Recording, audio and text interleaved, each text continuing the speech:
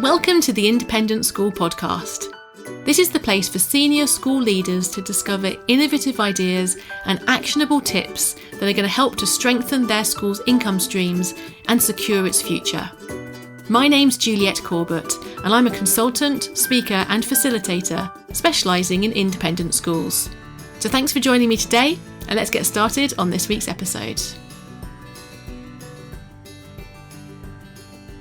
Hello and welcome to this week's episode all about leading change in independent schools. So this is one of our Spark episodes. During these episodes, I invite somebody from outside the independent school sector to join us and share their expertise and their experience in a field which it can be really helpful for us within schools.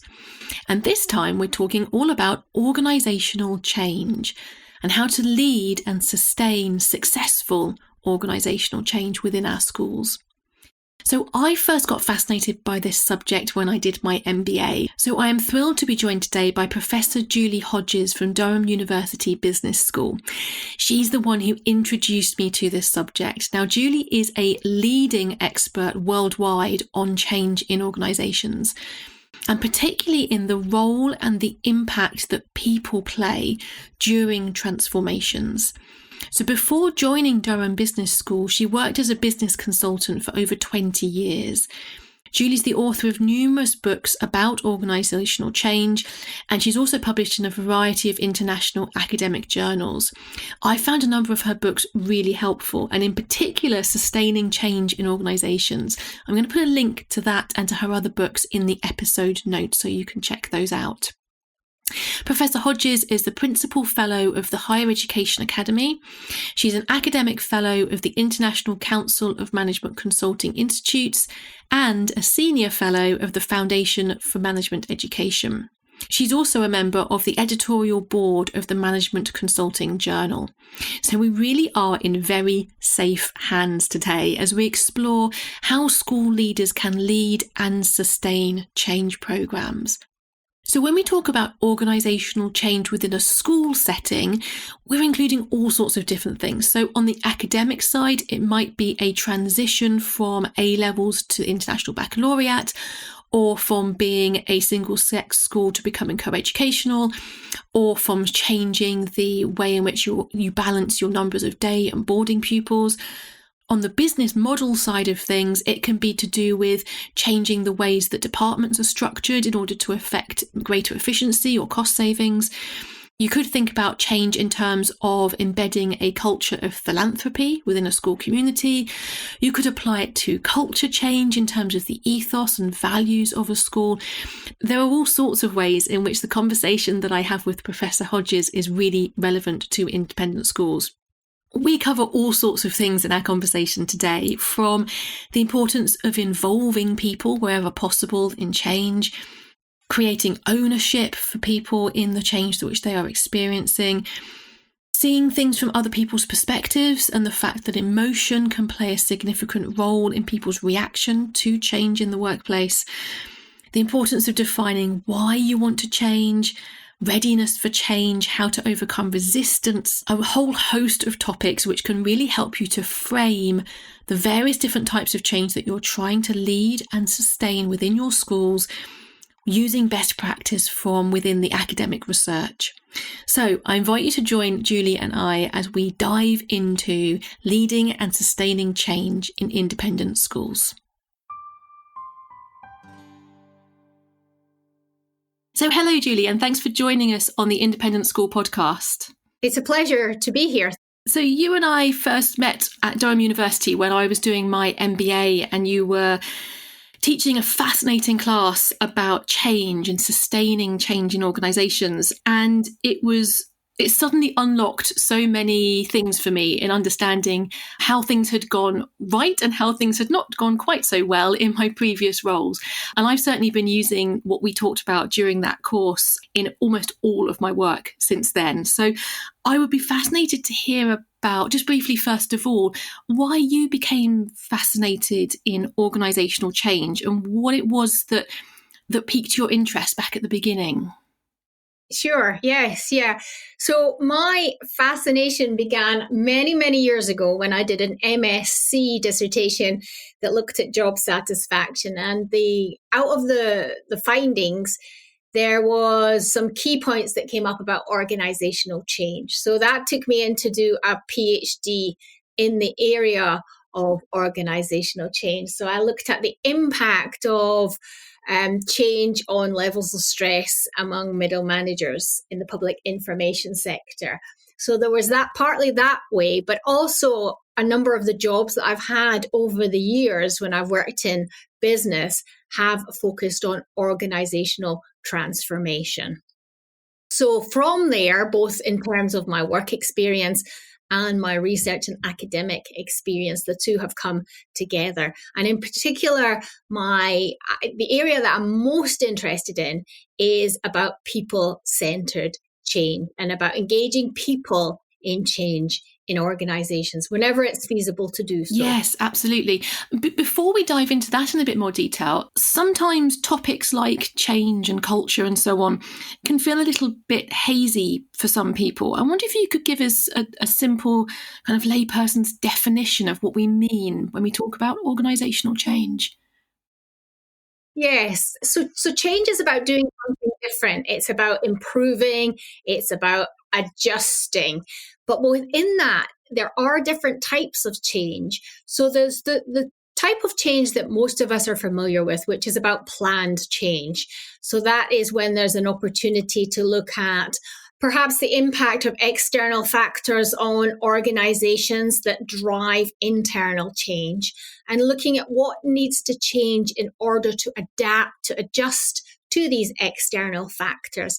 And that type of change is planned change, which means there's an opportunity to look at what needs to change, how it needs to change, when it needs to change. It may involve coming up with a project plan with milestones and specific tasks, etc., and involving key stakeholders in it. On the other hand, there is emergent change, and that's change that is unexpected.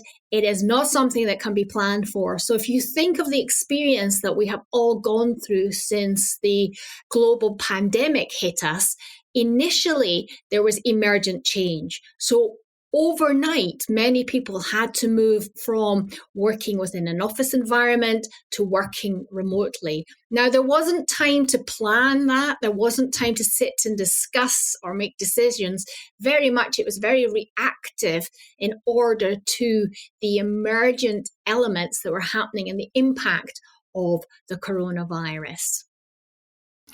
Yes. So did we therefore see, as organisations were coping with that emergent change, that some organisations were better placed than others, either because of their culture or their history of change? Some were better placed than others to cope with that?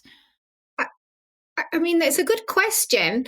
And actually, I think it varied. If you look at it from the perspective of universities have talked about moving and increasing their online teaching for a number of years, and some have dabbled in producing MOOCs. But virtually overnight, universities moved to an online teaching environment. So, you would think that it was probably the more technical advanced companies, the startup tech companies that might be better at doing that. But actually, I think in many universities, they did an incredible job at just coping with the impact of that emergent change. Yes, I think we saw that in the independent school sector as well. So I remember speaking to quite a few people over the summer, and they were reflecting on the schools which had already been doing some online learning delivery for a variety of reasons and had been trialling or had a full-blown kind of project on that before the pandemic hit, were saying how grateful they felt and how lucky they felt they'd had a bit of a head start on some of that. But I also felt that some of it wasn't always just the technology side. It was whether or not the school's culture was open to change and open to making fast decisions during that really quite tumultuous time back in the summer of 2020. Culture does have an impact on how quickly and how ready an organization is to change, and certainly that can help with regard to it. But I think that because it was, the pandemic has resulted in emergent unprecedented change, there wasn't an option in many organizations. To survive and to continue doing what they were doing, they did have to make a very radical shift. Yes, absolutely. And you reflected at the beginning of our conversation about your fascination in the people-centered change and the role of involvement where possible, engaging stakeholders and things like that. And I've certainly noticed where change programs have been most successful has been where there's been an engagement of stakeholders, whether that's staff or other people within the community. Do you have any tips for us on engaging stakeholders? Because it can be quite a tricky area. Yeah, I think, and I'd give a caveat here, I think it's whenever feasible to do so. So I do recognize there's sometimes situations where change has to happen if there's new regulations, or if it's, emergent, unprecedented change like the pandemic. There's not time to engage all relevant stakeholders. But whenever feasible, it's absolutely vital. And what this means is actually giving people a chance to be involved in the decision making. And that means giving people the space to really voice their opinions, their views, their ideas, their fears even, about what needs to change, how it will change, why it needs to change too. Often frontline staff have really excellent ideas about what needs to change, but they need to be able to be given that space to voice their ideas and their opinions. But importantly, those need to be listened to as well. And again, wherever it's feasible to do so, it's about looking at how these ideas can be taken forward. It is about, in terms of also involving stakeholders at all levels of an organization too. So dialogue is absolutely vital. Inclusivity is important when it comes to making decisions. So rather than change being imposed on people, it is about including them in the decisions about what will work best. Change rarely works when people are told this is what will happen and when it will happen. It is about giving people that space to really come up with their ideas, to share their views too about what can change and how it can change too. It's also really important in terms of engaging people, because that can create ownership to the change. And for change to be successfully implemented, it has to be owned, not necessarily by the people at the top of the organization, but very much by the people who will be responsible for changing their behaviors, changing their ways of working as well. I think in terms of engaging people, it's also about being transparent about what are the givens and what are the things, so what can't change, what things must change, but also in terms of where is there flexibility for there to be, new ideas, new innovative approaches coming to the fore. Yes, absolutely. And you've written many really helpful books. I'm going to put the links to those in the episode notes for people to explore further. One of them in particular that I remember within the Sustaining Change in Organisations book that you wrote, you talked about a hilltop model, the idea of seeing change from other people's perspectives. And change can feel really unsettling, and therefore people can have an emotional response to change. So being able to put yourself in someone else's shoes or see the change from someone else's hilltop was a really useful reminder to realise that all of us have a different appetite for change, and embedded in that is a sense of our appetite for risk taking as well, and that it's not unusual to see an emotional as opposed to a logical response to change, especially if it feels like it's being imposed without involvement. So I suppose what you're talking about in terms of involving stakeholders wherever possible, and that caveat is incredibly important, helps to build that sense of understanding people's emotional response to change as well as their logical feelings about it. Yeah, that's vital. I mean, change is an emotional process, and it can, if not well managed and well led, it can lead to uncertainty, anxiety, it can increase stress levels as well. And that will occur when change is done to people rather than it being in a way that is done open, that involves communication, that involves inclusivity, that actually there's a chance for people to get involved in it as well. I mean, if you think about it, we're all used to change, aren't we? I mean, we go to the hairdressers, we change our hairstyle, we may change our fashion, etc. But we are making those decisions. And the difference being that in organizations, these decisions are often made from the top down, and therefore change is imposed on people without taking into account the emotional impact and the emotional reactions that people will have towards that. Because often, change will involve people changing their behaviors, changing their ways of working. And that can create a lot of fear and a lot of anxiety if people feel perhaps that they don't have the key capabilities, that's the skills, the knowledge, and the experience in order to change their ways of working. Yes, and it is about that self-efficacy, that kind of confidence that people have as well, isn't it? In having confidence in their own ability to make the change which is being asked of them. Definitely. And that's not just about training and development. It may be about coaching. It may be about mentoring. It may be about making sure that people have the support around them. It may be that they need the support of their manager as well to make changes. And the other key element is about actually it is that people can see their managers, their leaders role modeling the change that is expected, and particularly role modeling any changes, behavioral changes.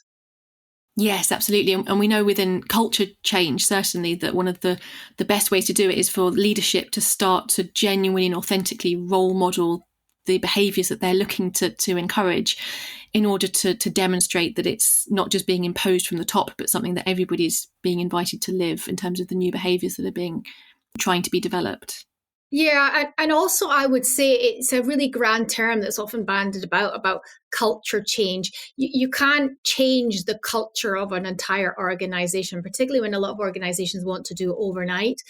My perspective is it's about changing elements of the culture that will ultimately lead to an impact on the overall culture. So you may change the structure, you might change some of the processes, you might develop new capabilities, for example, and all of these elements are part of the culture. The challenge comes when organizations want an overall culture change and they want that to happen within a matter of months. And that doesn't happen. Culture is made up of different elements, and each of these elements have to be changed over a specific timeline.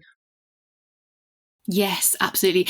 I'm so actually quite relieved to hear you say that, and obviously I heard you say that in the MBA course that we did together. But it's actually quite reassuring to know that when people say we want to make a culture change, and you start to unpick exactly what they're saying they want, often you do have to rein in their ambitions quite a bit, in terms of we're going to change certain systems, certain procedures, and that will slowly over time trigger elements of that culture to change slowly. But to hear you say that it's not possible for anyone, a consultant, a new head of a school, or anybody to come in and say, right, we're going to change the culture overnight. No one says overnight, but within a period of even just a year, it's quite difficult to see how you would make a wholesale change in that way. And if you think about it, the culture in a lot of schools is like the roots of a tree. They're really deeply embedded. So it takes time in terms of unscrabbling all of that. Absolutely.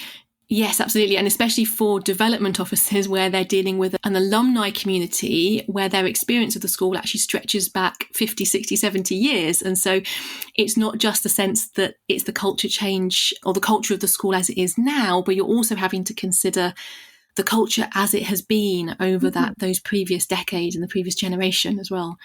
Indeed. And I think it's really important to be clear on what is it that, when you're looking at changing elements of the culture, what is it that you want the future to be like? So what will people be saying? What will they be doing? What will be different? So to identify that and then look at, okay, where is it now and what will help move towards that future culture? Yes, absolutely. And for people who are listening who are familiar with the podcast, there's another episode in series 2 about culture change in the sense of trying to make your school become more strategic and embed strategic thinking more in your school. And in that episode, I used Edgar Schein's primary culture embedding mechanisms. And all of those are rooted in the way that you measure things, the way that you manage people, recruit people, the way you set budgets. And so a lot of this element of change is coming back to specific things within your procedures that have a really profound impact on people's behaviours and change, but only over a period of time rather than being immediate. Sure. And along with all of that, these task elements, it's also when you're looking at moving to strategic thinking, what is it people need to change in terms of their behavior as well? So what will you see and hear people doing differently that means they are actually looking at things from a more strategic perspective? Absolutely, absolutely. And as we reflected before, the role of involvement and including people in some of these decisions where that's possible, trust is a really fundamental foundation for all of this work, isn't it? Yeah, very much so. And that trust is such a fragile element in organization that it takes a long time to build up, but it can be broken very quickly. Broken if, for example, a manager is not honest or if promises are made that are not fulfilled. So yes, it's about, I think, to get people to open up and contribute really effectively to change, it is about building up that trust so people feel that they can put forward their ideas, they can challenge existing ways of working and behaving within an organization, that it's a safe place. I think that's really important. People need that safety in order to be able to raise their voice and talk openly and honestly. Yes, absolutely. And that inclusivity that you mentioned before, the fact that it is including as many people as possible, and the transparency as well that you mentioned, really critical for underpinning that trust, as well as empathy, that sense of seeing things from another person's hilltop and trying to understand how they're feeling and how they're reacting. And that can be done partly by just a thought process, putting yourself in someone else's shoes and seeing how they're feeling about it, but also opening up conversations where you invite people to share how they're feeling about an upcoming change or whether or not it's something that they feel confident that they're going to be able to do and to change. Definitely. And that involves entering what I call ZOUD, ZOUD, the zone of uncomfortable debate. So it can be uncomfortable to say, how do you feel about this, rather than necessarily what do you think about this. But if change is seen as an emotional process, then actually it is about feelings. It is about understanding what the impact of change may mean for people. Yes, I love that. The zone of uncomfortable debate, that really encapsulates some of those tricky conversations which often go along when you're talking to people about change. I think that helps in terms of probably reframing the concept of people resisting change, because actually there's usually a reason why people resist change. And unless we see the world from people's hilltops or ask these questions about how they feel about how things are working in an organization, how they feel about the impact of change, it's very difficult to really get to grips with why people resist change. And often the reason we see people opposing change is, one, because they have been doing a job for a long time and they may have ideas about what could be done differently, but nobody has asked them that. Or they may have some views on how the change could perhaps be adapted, and so on. So I think it's about reframing resistance and actually thinking what's causing somebody to act or behave in this way. Yes, absolutely. And helping them to own the change by giving a general sense of we need to achieve a certain big goal, whether that's to do with costs or efficiency or whatever it might be that's kind of the senior leadership have decided that's the general kind of direction that we need to head as a school, and yet actually allowing people to own some of the details of how that's going to actually happen within their job role can help to overcome some of that resistance to change. And I think this is one of the reasons why it can sometimes feel complex, because each of these elements is all interconnected. So we've got the trust, we've got the involvement, the empathy, engaging people in a way that helps to overcome resistance to change. Do you have any models or almost like a checklist that people could use that you find helpful when you're thinking about pulling all of these disparate elements together? I think there's no one checklist. I have written about different elements in my book. I think in particular, it's about being cognizant about why there needs to be change, what needs to change and how it will change. So it's about looking at the context, the content and the process of change. It's about looking at readiness for change. So within, is the organization ready for change? And within that, are the employees ready for change? It's about looking at the history of change within the organization and looking at what has been learned from previous change, what's gone well, what's not gone so well, and how can we build on these lessons learned. That's really important. It is about, I think communication is absolutely vital, and that's about communicating, small things as well as the really big things. It's about looking at different modes of communication. So not just using email. Too much change is done by email. So it's looking at different modes of communication. It's looking at different messages. And sometimes it's about communicating, actually, we don't know the answers to this yet, or we're still working on it, because all of what's really important is to address some of the uncertainty and anxiety that often goes around change. Because ultimately with change, and particularly something like a transformational change, people often think, the first thing they think about is what's in it for me, which translates as, will I still have a job at the end of it? So it's about looking at ways that can help, not necessarily completely get rid of anxiety and uncertainty, but can help at least alleviate some of that. So communication is a vital element of doing that.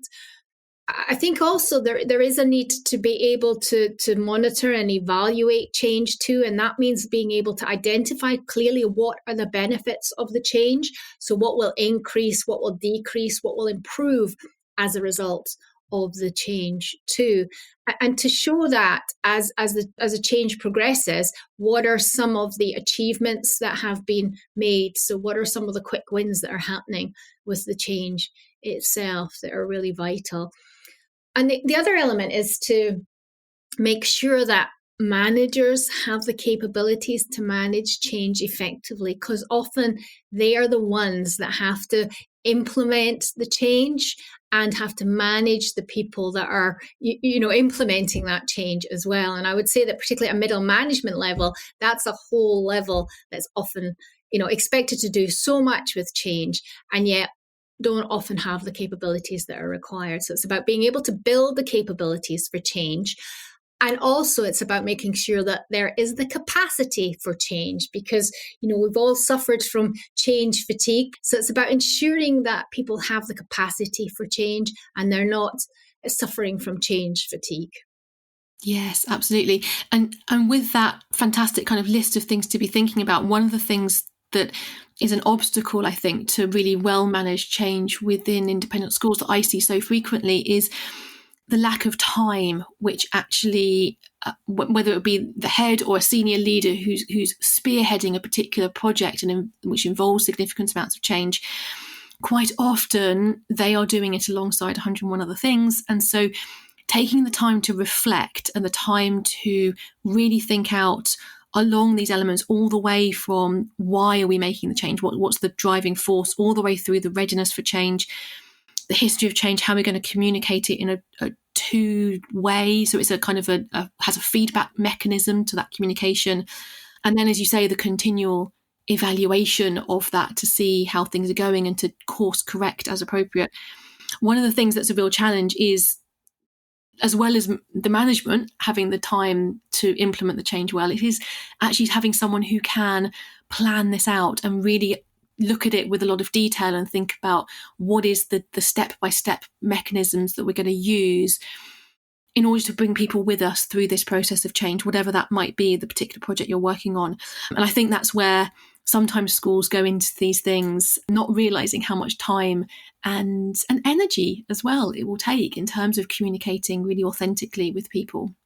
Yeah, and I think that's really important. And in terms of looking at heads of schools, etc. It's about having that proactive leadership of change.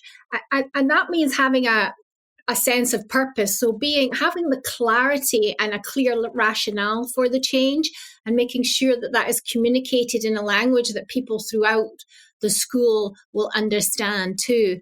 It's also, I think, proactive leadership of change is about what I call sense building. So it is about, in a way, translating, what will be done, how it will be done, and the overall reason for it. I think leadership of change also involves, there has to be ongoing commitment and sponsorship too. I've seen many managing directors and leaders who've come out at the beginning of a change and said, "Oh, we really support this. This is vital," and then they disappear. Yeah, for change to be successful, there has to be ongoing commitment and sponsorship from leaders. And what the leaders have to do is they have to encourage a collaborative approach. So that's much more of a shared approach to change across the organization.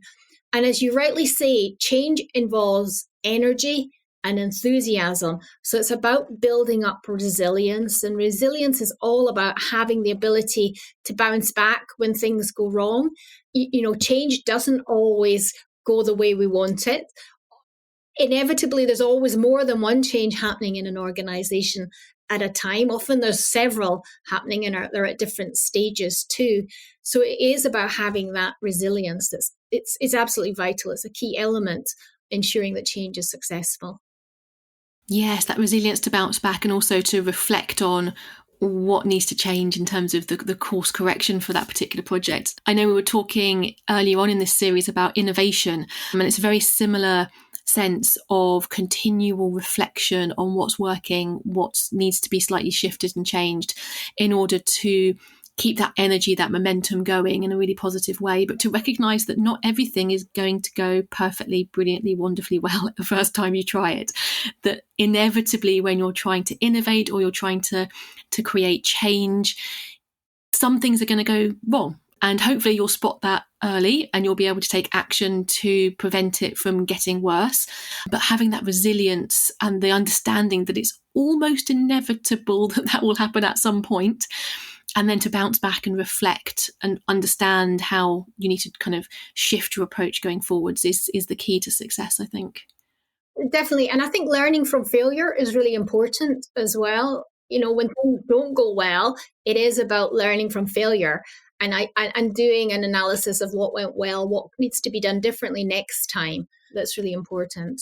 Yes, absolutely. Absolutely. And sometimes independent schools have a little bit of a perfectionist culture in terms of really aiming high in terms of their ambitions, which is fantastic. But it does mean sometimes that ability to bounce back from failure is a bit of a challenge sometimes. So, Julie, I'd like to thank you so much for your fantastic insights today. We've covered a whole host of topics, from the essential roles that people play in change, and so the importance of involving them and developing trust, developing empathy, that sense of inclusivity, so there's a sense that everybody is involved as appropriate with change programs. I love your idea of the zone. What was it? The zone of uncomfortable debate. Was that right? Good. Yes. Perfect. I love it. And that sense that going into those conversations with confidence and having practiced that, the way of approaching difficult conversations is really important.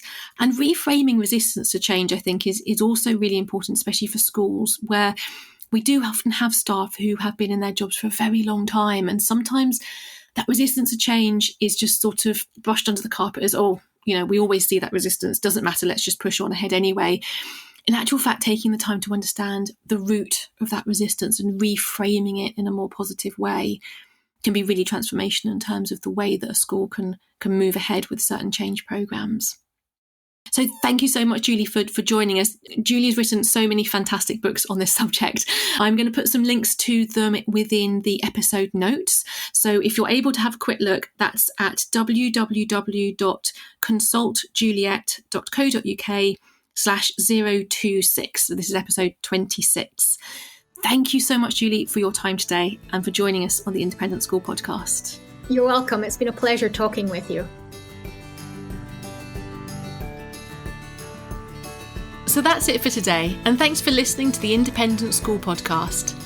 If you want to make sure that you don't miss out on future episodes, you can sign up for my newsletter at www.consultjuliet.co.uk/sign up. There you can also explore the various ways that I help independent schools to strengthen their income streams and secure their future. Fantastic. See you next time then.